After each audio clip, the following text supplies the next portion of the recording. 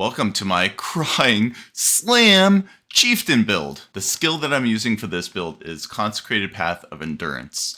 And before we go into the showcase and all the build guide details here, I want to go over what is really cool and special about this build. All right, we just zoned in. So what we're going to do is we're just going to hop over here and get all of our Warcrys going automatically here. So the first thing that you can notice is we just zoned in here, and immediately within like 1 or 2 seconds, our rage is maxed out. We will always have maximum rage. It's at 55 right now.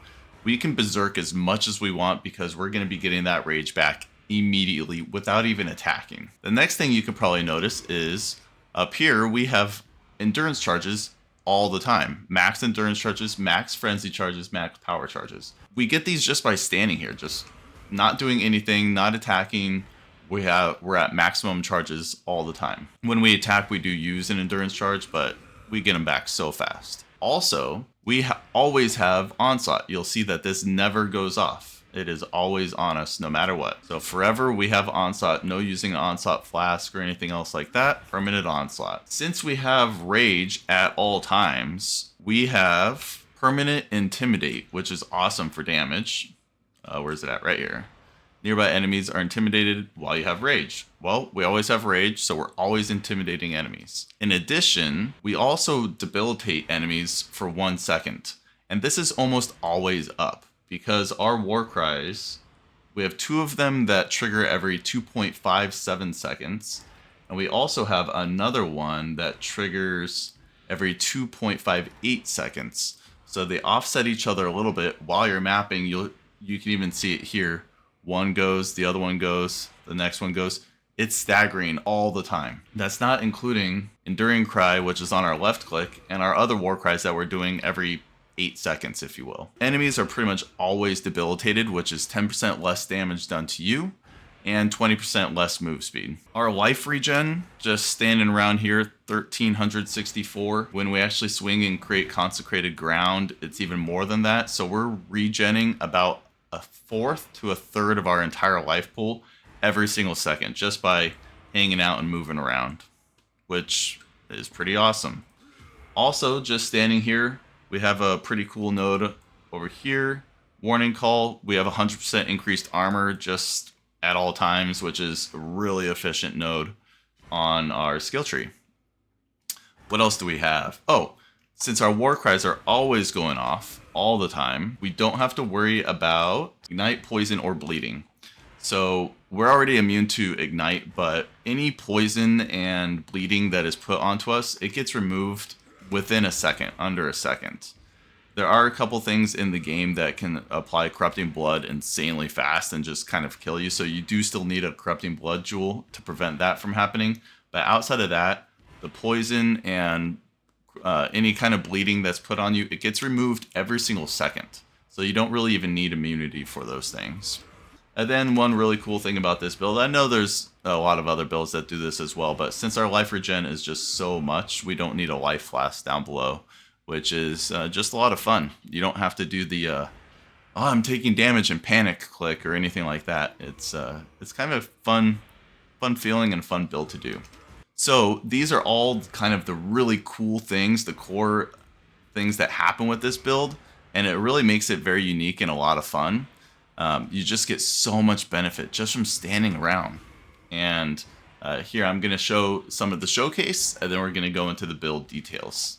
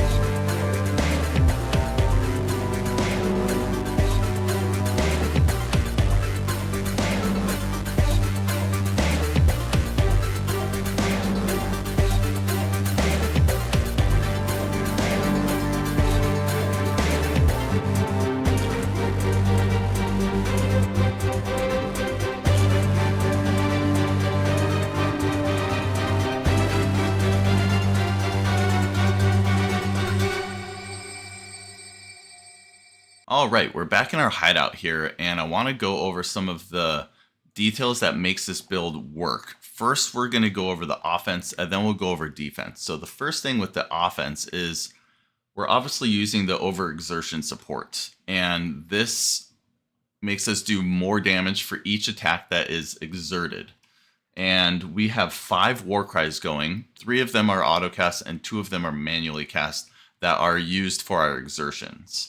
And they're always up, so we're pretty much always going to have full exertions on our attacks. This does 18% more damage for each Warcry exerting them. We look at 5 Warcries, that's 100 more damage, plus the ability has 10% on there, so that's actually just straight 100% more damage for one skill gem. It's pretty crazy. When you look at that and you combine it with an Echoes of Creation, this isn't even perfect. You're going to see a lot of this build guide that I'm looking at here can be improved quite a bit.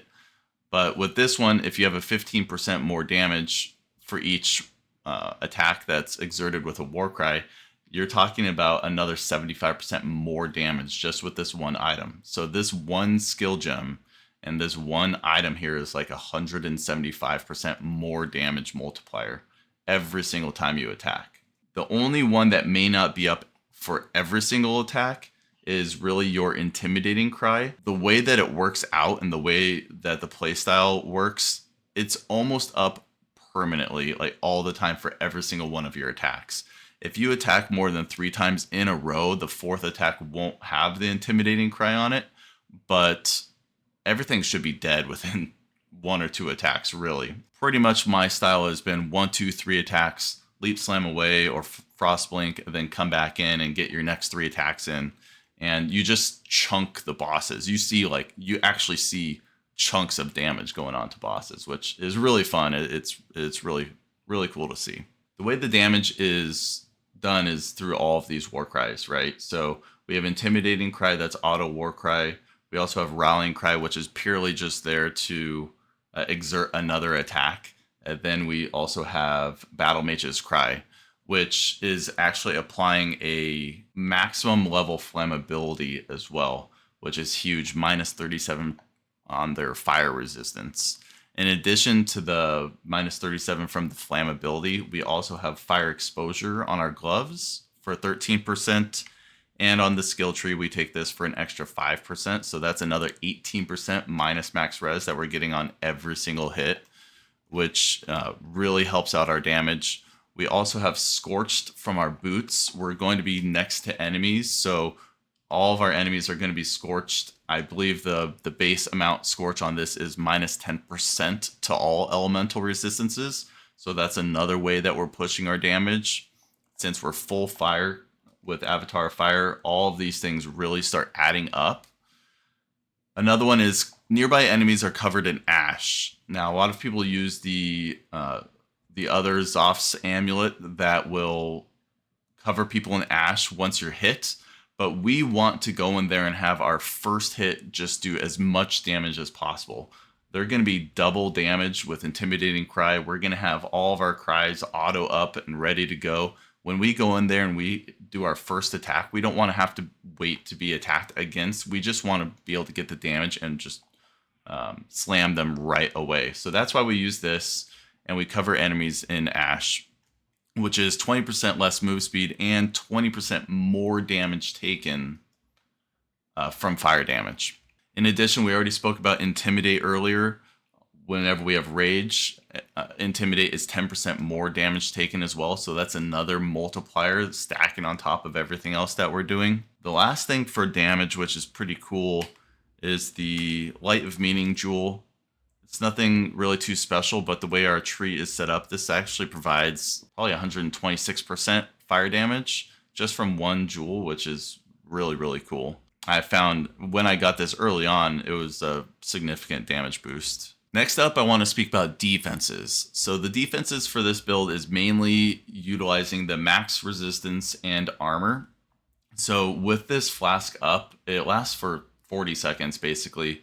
But with the flask up, we can get to 90% all max all res for fire, cold, and lightning. Even with bosses, 40 seconds is generally enough, even if you're fighting some of the pinnacle bosses. But then our armor actually scales up quite a bit. Let's go over here again. 55,000 right now, right around there. And then if we put our flasks up as well, it goes up quite a bit to over 100k, I think. Yeah, right about 100k or more. That's how we're mitigating the majority of all of our damage that's coming in. The armor really helps since we're taking a lot of physical damage ourselves from this Echoes of Creation. So the armor is very significant once you start equipping this helm and using this. Obviously, the life regen, we spoke about that earlier. It's about a fourth to a third of your life gets regened every single second with this build.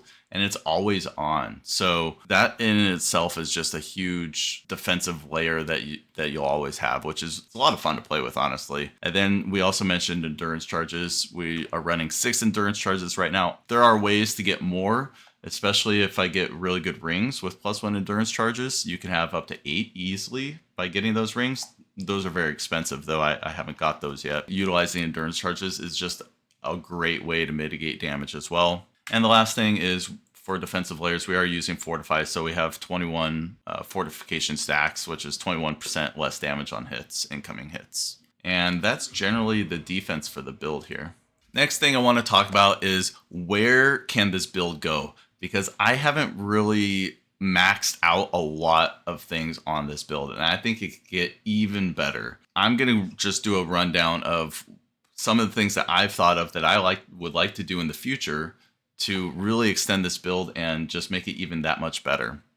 The first thing is I actually just got this before recording this video, so I'll probably maybe make another video in the future. A Mage Blood. I mean, Mage Blood helps out in so many ways, and I'm really excited to see what I can take this to for the next step of Endgame with the Mage Blood. I'm going to save a lot of nodes or points on the skill tree with the Mage Blood, and it's going to make things a lot easier. So I'm going to play around with that in the future, but certainly I haven't played at all with a Mage Blood with this build, and I'm already doing the content very, very well. I haven't re-rolled this weapon. I got this weapon real early in the league. It has a great enchant on it and the fire damage on it, but I can certainly easily re-roll this weapon. I just rolled it pretty well and decided to keep it and run with it, and my damage has been fine. But I certainly can re-roll this weapon to go from another 200 physical damage, which is a pretty significant jump, honestly. I just haven't done it yet.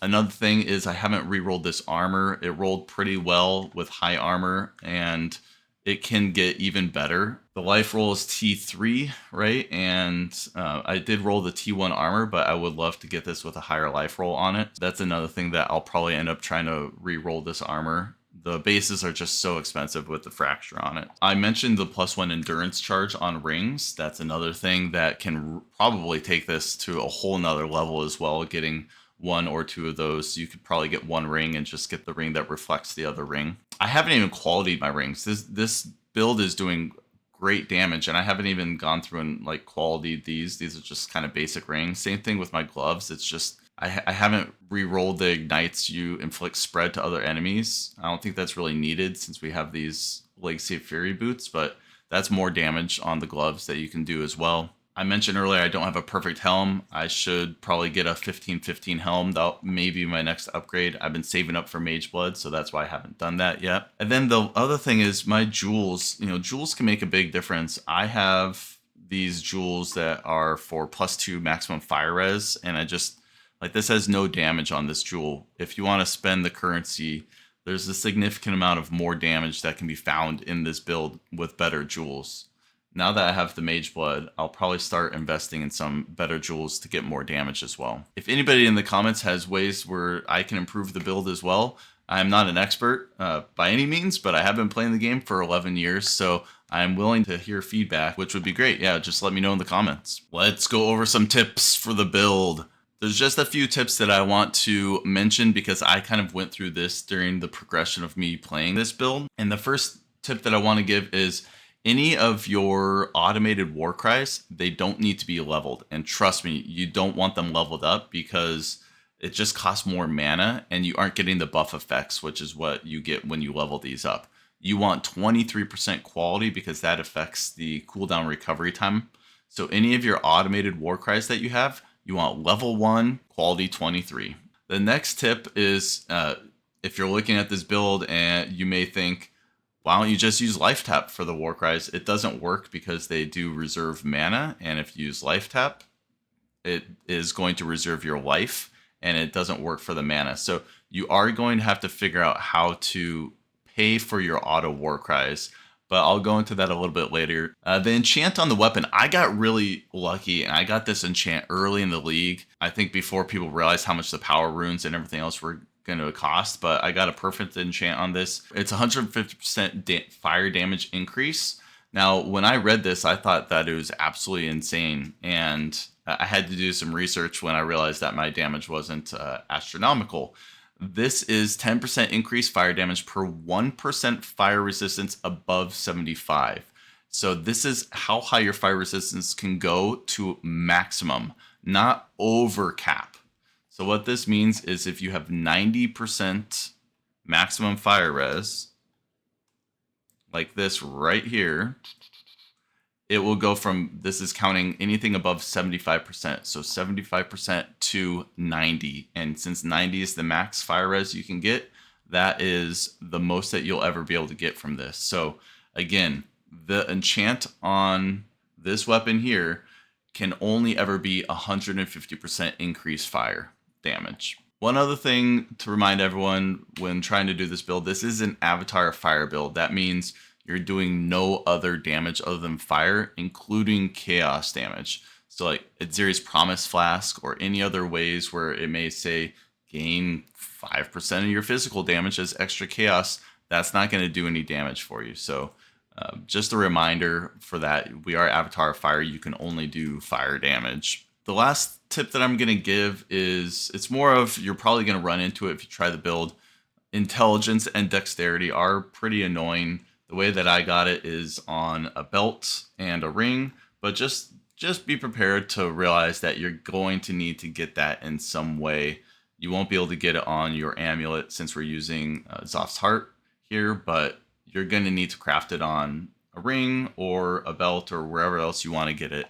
But you're going to need that, and it's kind of annoying to deal with. I think this is a good time for us to speak about the mana issues on the build, because I went through a lot of iterations on this to get everything to work properly. The first thing that I want to mention is getting the Elrond rings. Non-channeling skills have -7 to total mana cost. You can get this to 8 with quality on your ring. This is incredibly important because the auto Warcries, when you go in and you're just standing around, your Warcries cost mana. These ones that are constantly going off here, they cost mana. And it's about, even at level 1, it's 13 mana per Warcry. And you're Warcrying every 2.57 seconds. It's impossible to keep up that full mana cost. You need at least one of these rings. And realistically, 2 of them makes the build way more comfortable. That's why I have 2 of the rings with the minus mana cost. Even with 2 rings, you're going to run into some kind of tricky situation. That's why I needed more mana over here. And on the tree, I take reduced mana cost of attacks, which is okay. But more importantly, you need to get to this 12% mana reservation efficiency of skills so that you actually have a little bit of a mana pool over here to work with. This is super important that we have that. I also took the life mastery for skills cost life instead of 15% mana, and it helps out tremendously on the Warcries that we are actually auto casting ourselves, because those are more expensive. You can see here, Enduring Cry, 29 mana, 7 life. Even having that extra 7 life on there, it helps out a lot. Same thing here with these other 2. The Infernal Cry is actually much cheaper at 10 mana, which is nice. This is almost a must-have. I've toggled it on and off and tried playing with the build, but I finally have gotten the build to a very clean mana efficiency area where I don't ever worry about mana anymore. The big thing, and the reason why I do have such a high mana pool here at 112, is because when I switch the build to cast flammability, this is expensive. How much does flammability cost? It costs 31 mana. So when I use my attack of 13 mana and I want to flammability my enemies, it's also going to cost an additional 31 mana for that flammability. I wanted the extra damage of a regular flame, like a 21-20 flammability rather than flammability just on a ring. And when I did that switch, I really had to fix my mana issues. And this is how I did it with the mana reservation efficiency, this life mastery, and 2 Elrond rings over here. And now I don't really have any problems with mana. I do need to be leeching in order for everything to work properly. But the most important thing about the mana and kind of having 112 mana here is it allows me to pop all 3 of my Warcries and attack with enough mana to flammability. So if I'm running into a boss or the first pack of a map or whatever else it is, I'm able to go 1, 2, 3, attack with the flammability in there. And it, you teleport in and hit them. Actually, I could kind of show it if we want. Boom. And that's kind of how it works. Everything works clean now, and I don't have to worry about mana. But mana is certainly an issue with the build. You kind of need to figure that out and work it out. Next, we're going to talk about the main downside of this build. And I won't lie to you, it is pretty frustrating at times, but there's a lot of map modifiers that are just not doable for the build and are really annoying for the build. Every build is going to have generally some map modifiers to deal with, Reflect for instance, but I feel like this build of all the builds I've played has quite a few things that just make it so annoying to play that I used Regex to filter out all my maps with these mods on them because it's just not worth running. I'm going to go over this Regex here and I'll include a link to this website, which is fantastic if you aren't using it to filter out the maps that you don't want to run. And I'll include both of my regexes here. The first one is just general map mods for T16 maps that or any map that you're running. These are the map mods that you either can't do or it's really annoying. And I'm going to go over them right now. Again, this is the worst part of the build. So if you are okay with regexing your maps and removing the ones that you don't want to run, then the build is a lot of fun. So we cannot do Elemental Reflect. I have minus max to all resistances on here. We can do that just fine, but when you are scaling your Atlas for map modifier effect, this gets up to, I think it's like 25 minus max res, and it's hard to stay alive sometimes. Plus that affects a lot of things for us since we rely on having 90% maximum fire res for like damage and other things like that. No regen, we can do a no regen map. It's really annoying. You need to bring in a mana flask that's enduring mana flask, otherwise you'll run out of mana. But if you want to pop that throughout the map, you can run no regen. You also have to realize that your enduring cry is not going to be doing anything for you, so except for giving you endurance charges, but it's just really annoying. So I have that removed. Next up here is the less recovery rate of life and cannot be leached from. Both of these can be done, but it's really annoying. You basically need for this first one, recovery rate, you need to bring in a life flask that's instant and just constantly pop it, because otherwise you're never going to be regenerating life through leech or your enduring cry. And then monsters can't be leached from. You definitely need a mana flask for that, and you can run a mana flask and go through and do it just fine, but it's just really annoying to have to pop on a mana flask to do it, so I don't even bother running those maps. Less armor on players, this is just a hard pass, because whenever you swing, every time you attack, you're doing damage to yourself, and it's physical damage, and you need your armor in order to mitigate that. If you take this, you end up doing I do 70% damage to myself every single swing. So, I mean, it can be done, but it's very, very uncomfortable. Buffs on players expire % faster. You just can't do this. All of your Warcries are buffs and other things like that. It doesn't work. Same thing with less cooldown recovery rate. That pretty much bricks the build, makes it very uncomfortable because everything is based off of your Warcries auto going off. And then when you're using endurance charges to attack, monster steal, power, frenzy, and endurance charges, this can be done, and I've done this map mod before. It's just really annoying. If you get swarmed and all of your endurance charges go away, you can't attack, and it gets really annoying.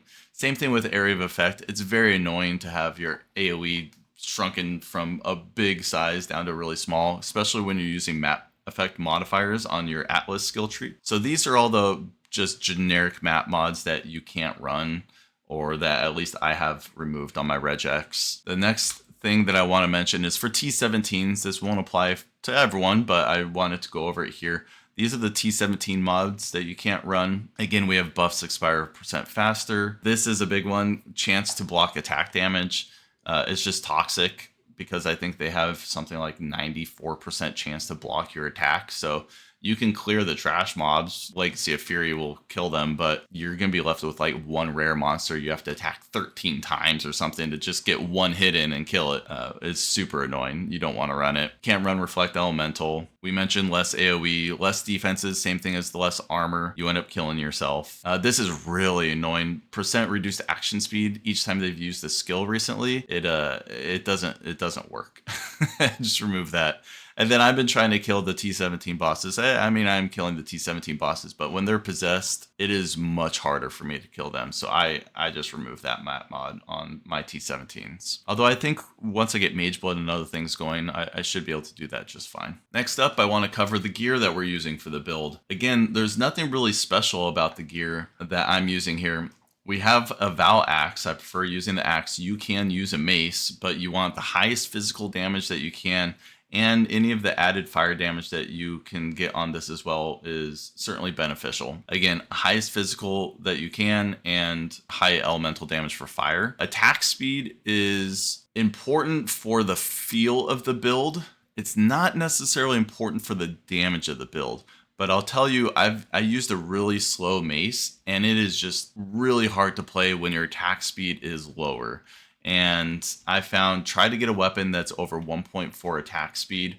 When you have frenzy charges or everything else kind of going on and you're moving around doing damage and you have onslaught on, things like that, you'll feel better when you're attacking, but you at least want like 1.4% on your weapon. Otherwise, it's just going to feel so bad. Again, it doesn't really affect your damage that much. It actually kind of hurts your damage in POB having a high attack speed. The feeling of it is going to be way better when you can attack faster. The idea is for this build, teleport in there with a slam. You do 2 more slams, so 3 slams on a boss, and then you could jump out, teleport away, leap slam away, whatever it is, and then all of your cries are back up and running, and you go in there, you slam 3 more times, and then you jump back, and then you pop your own manual Warcrys, and then you go in again for 3 or 4 hits, whatever it may be. But that's kind of the theory and idea of the build. It's going to feel a lot better if you have some good attack speed there. Outside of that, we have the Echoes of Creation. This is a huge damage increase, so I can't recommend this one enough. We have the Zoph's Heart for the nearby enemies are covered in ash. Again, we want to immediately cover them in ash and let those big slams do a bunch of damage. The only thing special really on our rings is the minus mana cost to our skills. Your armor, you definitely want additional physical damage reduction. 8% is the max roll on it. I strongly recommend that because that really helps for the high hits. Our armor is high enough where any little hits are going to be mitigated, but that helps for the really big hits that come in. Should go without saying, but 11% physical damage from hits taken as fire damage on your armor craft is awesome. The big thing on the gloves is the inflict fire exposure when applying a hit, or when you hit, you apply a fire exposure. That's the big enchant here, or I think it's a Searing? No, that's the Eater of Worlds implicit. So make sure to get that. I use the grand one. If you do a lesser one, it's 11%, so that's fine as well. And again, I need to upgrade my gloves. These are not great gloves, but they do have attack speed on them, and I recommend getting attack speed on the gloves as well. Belt, it's up to you. I get my dex here. Like I said, I just got a Mage Blood, so I'm really excited for that. I'm gonna try that out. It's all about just damage resistance life. The boots are mandatory, not necessarily mandatory, but they're really freaking good. Legacy of Fury boots. You want the enchant for the +1 maximum endurance charges, not the enchant the corruption. Outside of that, the only other thing I really use is the granite flask for the Lion's Roar. It's just more damage. I think that's pretty much the gear. Let's go over the skills next. What we are using is a 5-link for our manual cries. And it's important that we use a 5-link for this. And I'll explain just briefly in a second here, but we're doing Infernal Cry, Seismic Cry, and Enduring Cry are the 3 cries that we are using. Enduring Cry is on our left click, so it is always up, and it basically makes it so that we always have maximum endurance charges. Between that and our auto Warcries giving us charges, we're always at max endurance charges for our attack and our defense. Urgent Orders is a must-have. You have to have this on there. You can take it off and see how it feels. It feels bad when you take it off. And then more duration, because we want all of the buffs to be on us for as long as possible. And I think the buffs last for about 10 seconds. I think 9.8 seconds. Over here, we have our auto exertion, and we have 2 auto exertions. I'll explain that here in a second. The first one is with Flammability and Intimidating Cry and Battle Mage's Cry. The Flammability is activated by Battle Mage's Cry. And these 2 things we want going off as much as possible. So, like I said, these go off every 2.57 seconds, which is awesome. One interesting thing that I did is the Intimidating Cry is the really important one for damage, because the next 3 exerted attacks that you do are double damage, and it is almost always up. But on boss fights, sometimes I want to see when that cry specifically goes off, so I know my next 3 attacks are going to be double damage. For instance, I wait for that to go off, I pop my Berserk, and then I get in there and do some damage. You can see here the Wolf Howl. That's weird to exile there. The Wolf Howl that you see on the screen is the one that is Intimidating Cry. I have an MTX for that, so you can see how fast it actually pops up here. So I could go, oh, there it is, I Berserk, and I go slam in there. But it's up all the time, so unless you're standing next to something constantly attacking, every single attack you're doing is going to be double damage, and it's pretty great. It's awesome damage. This build's fun. We have 2 auto exertions. It's just the way that it works. If I had room to put Rallying Cry in this, I could, but we just don't have enough sockets since we have to have a 5-link for our manual cry. So Rallying Cry is on its own. I have an auto exertion here. One cool tip that I did was this auto exertion is a 21-20, and this one is a 20-20. And what that does is it makes it so that the Warcries offset just barely the longer you're in a map. They're going to offset each other. And you can see even here, you'll see the Wolf Howl right there, and then you'll see the other cry. And you'll see they're kind of offsetting each other just barely. It's only by 0.01 second. But in conjunction with the cries that we do and everything else, it makes it so that the debilitate is pretty much up all the time. And there's other abilities. When you Warcry, you get power charges, frenzy charges, and endurance charges. So having those staggered just slightly, it helps keep the uptime for everything, and it's kind of an interesting little move that I did there. We also have Leap Slam, faster attacks. At lower level, I put Coaling Strike on this, which was nice to have, but this is fine for us to kind of get around. I'll Leap Slam in, and then once I see an enemy, we'll teleport in there with a slam. Determination is a must-have once you go to the Echoes of Creation Helm. I play Frostblink, and you can remove Frostblink for War Banner if you want, but the combination of Frostblink, when I'm doing that to get around or to get myself out of danger, is it's too nice quality of life for me to get rid of it, honestly. So that's why I have the Frostblink in here. I cast when damage taken, Molten Shell, always useful, and since we have such high armor, it's really great. Right here we have on its own just Berserk, which you can pretty much pop Berserk whenever you want. You can see my rage going down here. It's still, it's still going down. I'm not even attacking right now, and the rage is going down. And then once it ends, it's going to go back up to max really quick. And if you're attacking it, it goes up to max even faster. But the rage aspect of this build is really cool. It adds a lot of damage. The last thing is the main skill, which is Consecrated Path of Endurance, Awaken melee physical damage support, Pulverize, Overexertion, obviously, Inspiration. Inspiration brings the mana cost down significantly, and it's always up because you need 800 mana for the inspiration charges to go away, and I mean this costs 13 mana, so it's always going to be up. which is a really nice damage bonus as well. And lastly, Awaken Fire Penetration Support. Those are all the links. Next, we'll go over the skill tree briefly. The skill tree, this is my endgame skill tree, and actually this is going to change once I equip a Mage Blood, because there's going to be a couple nodes here that I am going to be able to remove. All in all, I'm just going to go over what is important in this build. We want cooldown recovery Warcry nodes. I've tried removing them and removing this cluster, and it's just, they're really needed, honestly, for the build to actually feel good. So we grab these here, and then the remove damaging elements, we're already immune to ignite, so this is for bleeding and poison. You can actually probably remove this, but it's just a nice quality of life. Next, we have Avatar of Fire. I take these because they're just great damage nodes. Up here, we're also looking at Warcry. This is increase buff effect, which is really great. We have about 101% increased buff effect, I believe. And you have to have this. Warcries cannot exert travel skills since we're leap slamming around. You have to take this. It's a must have. And then also for the other Warcry nodes that we're looking at, we're going to take all of these for buff effect, which are really great. This is 60% damage. This is cooldown recovery rate. We want all of these, and then we take the Warcries debilitate enemies for 1 second, which is pretty much always up on our enemies. When you're leveling and early on, you're going to want to come over here and take this Warcry speed. It is really, really great, and it feels really good to have all of these nodes. If you really, really needed to, you can take those nodes and not use a 5-link and get rid of urgent orders, because it's about the same amount. I think this is 80%. 50, 15, and 15. So this is basically like having urgent orders on there.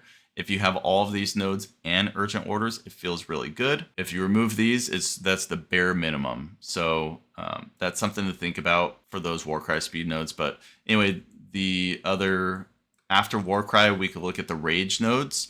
Rage is a huge amount of damage. We have 55% more damage at all times, and we can pop Berserk as much as we want whenever we want. And we get this immediately on bosses, is something to think about. A lot of attack builds, they need to start attacking in order to get their Rage. Not us. We're just at max Rage all the time. It's really good. And in order to do that, we do have to take the Rage wheels. There's 3 of them here. We'll look at them right now. We have this one up here, which gives us the plus 10 maximum rage, and then nearby enemies are intimidated. It's 10% more damage on the monsters, which is really good. We have this wheel here. Again, the maximum rage, that's just more multiplier damage. We have to take this one. This one actually doesn't really do anything for us. Warcries grant rage per power. With the auto Warcries on, this is how we're at max rage at all times. It's pretty cool. Just standing around, we're at max rage. It's fun. It's a fun build. And then over here, we need the plus 2 maximum rage. We take this one, which is awesome. 55% increased armor. You're never gonna, not want that. And then we get plus maximum rage here with this node as well. So those are the rage nodes. As we continue to go through, I mentioned this one earlier. This one we need for the increased mana reservation efficiency. There was one point before I was running determination where I got rid of this, and I was using Purity of Fire. But once you switch to this helm, you really need determination. I forgot about this Warcry node here. We take every single one of these in here. These nodes are actually really good because we also have the Light of Meaning jewel, and that means these are basically like 21% increased damage and cooldown recovery, which is really nice. We path through here for life, and then we can talk about this cluster. This is just a Fire Mastery cluster, which these are, just damage nodes, but what we really want is this one for 8% chance to penetrate fire resistance, and then also this fire exposure one, which is really nice.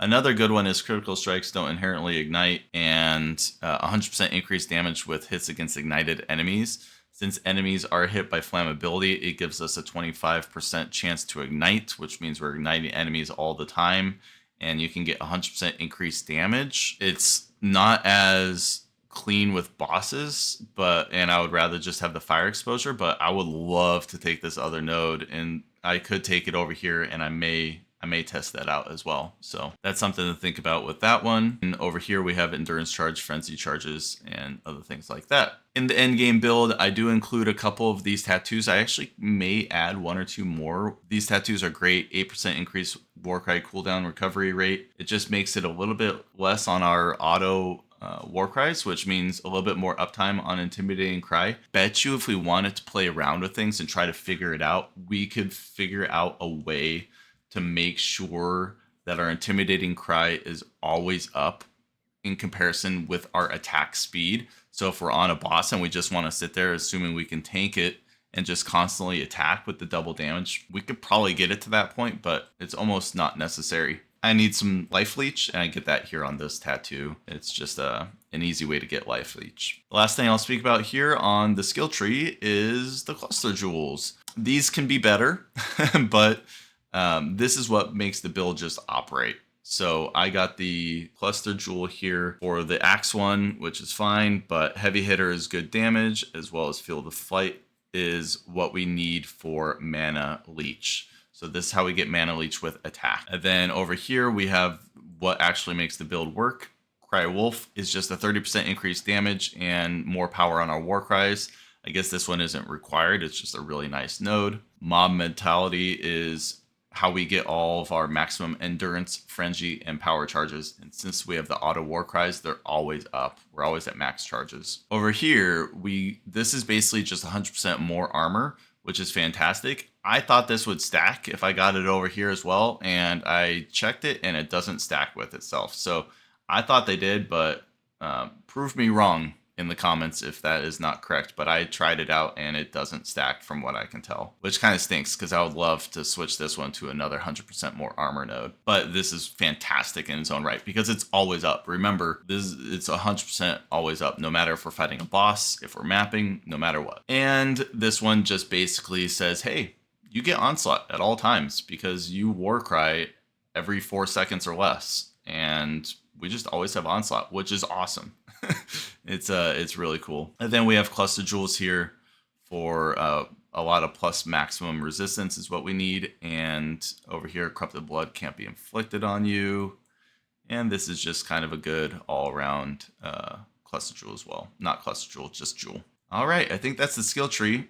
I'll probably create another build guide once I have my mage blood and some other upgrades and update this again in the future. But for right now, this is what we're looking at. And the last thing I want to cover is the POE. And I have 3 different loadouts that we're going to go over. The first one is what you need to get started, and let's look at that right now. For the build, in order to get started, really all you need is the ability to do an auto Warcry setup. You don't really need all that much to do that. You need pretty much all the Warcry nodes in here. After that, I would work on the rage nodes because it's a lot of damage. You can also see in here, I have just some generic 2-hander nodes that are taken. So if you can use a mace or an axe. Also, in order to get started, you are going to need rings. So if we look at the items here, just make sure you have rings that have minus mana cost, because once you get the auto Warcry set up, you'll find really quick that 13 mana times 3 every 3 seconds or less is a lot of mana. So you definitely need these rings. You can get it on 1 or 2 rings. You can get it on an amulet if you want. Whatever you need to feel comfortable to get you started, that's what I would recommend doing. Also, a really great enchant is Clever Thief. Clever Thief on the skill tree gets over here. Yep. It gives you attack damage leech for life and mana. So if you're just starting out and you're trying out the build and you need leech, that's a really cheap and easy way to do it. It's clear, verdant, and indigo. It's not very expensive. Even when leveling, I like to just grab that because, especially for an attack build, it makes things so much easier once you get those leeches. When I first started out, if you're starting out with a character, you can take, I call it the Boom Ascendancy, which makes everything explode. Until you get your Legacy of Fury boots, this is really nice to have. You're going to be a lot squishier. Just realize that you may die. It may not be hardcore viable going that route, but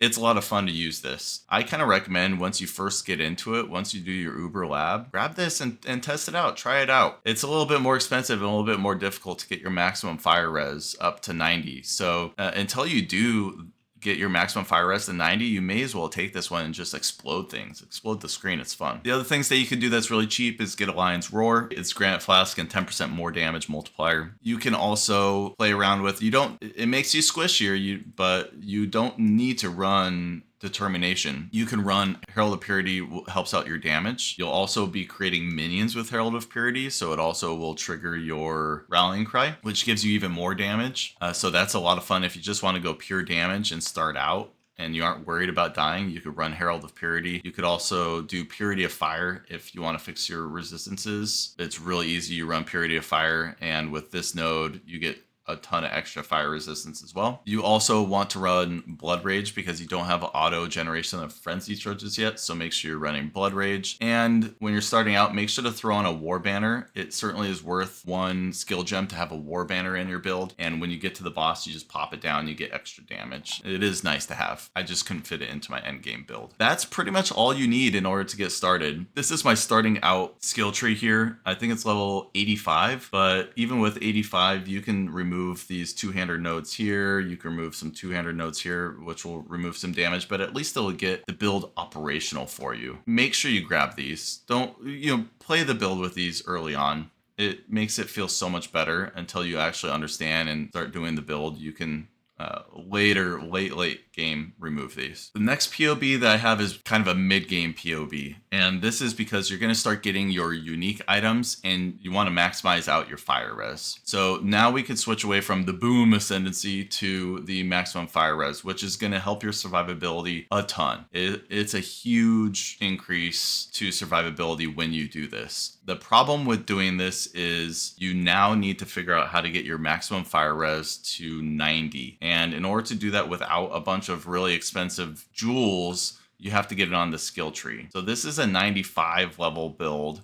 And again, this is something that you can work towards. So the first thing that you're going to need to do is you could come over here and take all these maximum res nodes here. You can also get Corrupted Blood Can't Be Inflicted on You. This is a really easy node to take until you get it on a jewel. And you can take these up here, which is some efficient max fire res as well. With those, you can get to 85%. You throw on a Ruby Flask. I recommend a Ruby. This is an endgame flask that's really not too hard to get. I like maximum charges.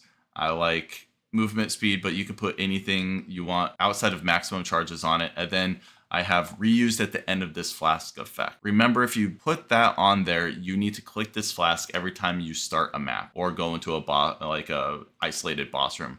But the reason I have it set up this way is that it will last for 40 seconds. So if you go do, a 10-way fight for Maven, or you go kill a pinnacle boss, having it up for 40 seconds and that's not getting flash charges throughout the fight is pretty good. And it really helps a lot. Also, items you want to look at is grab the Zoph's Heart real early. When you grab the Zoph's Heart, if you want to anoint something else other than Clever Thief, you can anoint this, which is pretty cheap. Divine Fury, here we go. Damage penetrates 5% fire resistance. You get physical damage as extra fire, which is a good node. Or what I have is, in my opinion, the best node is the Heart of Flame up here. It's 30% more fire damage, or just increased fire damage, and 6% fire pen. But once you get the amulet, feel free to anoint away on that one. That's perfectly fine. The other thing you can look at getting for this mid-game build is a Legacy of Fury. Just get the boots. They aren't very expensive. You could get the boots, equip them, and run with it. You want to start looking at boots with +1 maximum endurance charge, because once you switch to Consecrated Path of Endurance, you're going to want that. And then you want to get into your echoes. When you get into echoes, one thing to think about is you are going to need whatever you were using for your orb before. You're going to need to get into Determination. It helps a lot. So make sure that you get into the Determination. You may need to respec or make sure to take these on the tree, because you're going to start feeling some mana pressure. That's when I also took this for the Life Mastery and all of these. And then also for items, you're going to need the rings, probably both rings. I think at this point in the build, I was able to survive with just one ring, and I was using damage craft on this one. But if it becomes too much, you can definitely craft on both rings for the minus mana. Also, another thing that you want to look at for this mid-game build, get this. It can be pretty expensive. Maybe, I forget where it's at right now. I think I got mine for a div, so it wasn't really too bad, but go ahead and grab this one. It's a huge amount of damage. I mean, this is 126 fire damage, so I would recommend getting that. And last thing that you want to get for this mid-game build, and you could even get this honestly in like the getting started build, is a flammability ring. Get a flammability ring. Ideally get one with maximum life on it and an open prefix so that you can craft the minus max res if you need it, but just get any flammability ring. It certainly is going to help your damage quite a bit. These mid-game things are really start to ramp up your damage a lot. You're talking about flammability on the monster, which is minus resistance for them. You're talking about 20% more damage by having the Zoph's Heart because it's always on when you cover them in ash, as well as the Scorch is 10% less elemental resistances on the enemies, and the Echoes you'll feel immediately. Each one of these upgrades, you will probably feel the damage increase on every single one of them. So that's why I put this in the mid game. You go from the just getting everything operational, getting your auto Warcries going, move into the mid game and start getting the jewel, the flammability, the amulet, the boots, the helm. The build will really start cooking at that point. You know, if you're playing soft core and you don't care about dying, but once you get your maximum fire res up and running and determination with your armor, you're going to die a lot less and you can actually start leveling your build. And the last thing that I'm going to speak about, once you have kind of all this mid-game stuff going and you want to go to the end game build, I'll show that right now. And the end game build, to be honest, is when the build actually truly got like really fun for me because you get the cluster jewels. And now all of a sudden, everything just kind of starts fitting into place. For the medium cluster jewels, we'll cover those because it's the Warcry ones, which are the build enabling ones. You want lead by example. This gives you permanent onslaught. And you want warning call on at least one of your Warcry cluster jewels here. And then you also need mob mentality. This gives you your maximum power charges and frenzy charge. Power charges don't really matter, but frenzy charges and endurance charges. I found one with Cry Wolf. I actually rolled these myself. You can certainly alt spam into these if you want. I got one with Cry Wolf. These three are the most important ones. And then, so if you roll and you get two of them, you can kind of find the other one if you want. But those are the most important things that you'll need in order to get into this setup. Ideally, you get an 8 passive jewel with these 3 nodes on it. Feel the Flight is required because you need the mana leech. Unless you want to keep your Clever Thief anoint on your amulet, you want this Feel the Flight so that you can get your mana leech. And then this is just a great damage node. It's 30% increased damage, so that's why I get it with Heavy Hitter. I'll actually probably spec out of these, and I did for quite a while, but Calamitous isn't bad. You get 30% increased elemental damage, which is just 30% increased damage. And then you also get a little bit more ignite chance. With flammability on this, your ignite chance goes to 35%, which is, you can see it, but it's not really that big of a deal. Also, when you get these cluster jewels, you're probably going to want to look at getting the jewels here. Like this jewel is just not even that great. It's just a 7% life and 2% maximum fire res. It's kind of what you need at a bare minimum to get everything running because you need to save your points over here when you respec for your cluster jewels.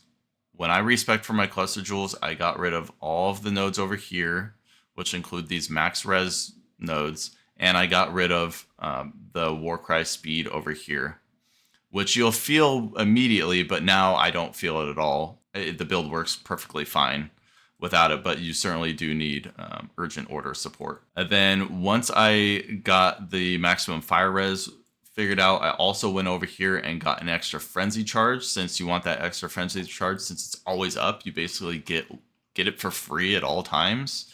And then you also want that extra endurance charge as well. And here's another jewel, which is just great for Chaos Res. Chaos Res is kind of annoying, but it's just like any other build. You're going to have to figure that one out. Once you get rid of your enchant, you're also going to need Life Leech. I got it with a tattoo here. Just be cognizant of that. You can get it on a ring or anywhere else you want to get it, but it was just easier for me to slap it on there with a tattoo. At this point in time, you can now switch to Consecrated Path of Endurance, and you'll have no problem with endurance charges. Just make sure that you have Enduring Cry on your left click. You'll be fine. And you obviously need this right here where you get power charges, endurance charges, and frenzy charges. Like I mentioned earlier, at this point, the endgame build, I would anoint this. It does take a golden oil, which is like a div, so it's a little bit more expensive. I would recommend getting a good Zoph's Heart. I actually just ended up buying a perfect Zoph's Heart because I knew I was going to allocate Heart of the Flame on it and just kind of got that item done, which was nice. The other big upgrade going to endgame, and I really recommend this. You're going to be frustrated with mana when you do it, but get your flammability set up on Battle Mage's Cry.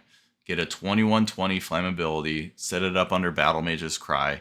You're probably going to, well, you will need to drop the War Banner in order to fit in all of your links. But in my opinion, having the extra 22% minus fire res on enemies is better than clicking another button for a War Banner and getting that damage increase. So in my opinion, I would work on this. Flammability is always up. It's nice to have all the time without clicking a button either. You're clicking enough buttons already. Another thing to think about at this point in time is since you are splitting up your auto exertion, you have Intimidating Cry, Battle Mage's Cry on its own with flammability, and you have Rallying Cry on its own auto exertion. On the Rallying Cry, your auto exertion can be 2020 instead of 2120.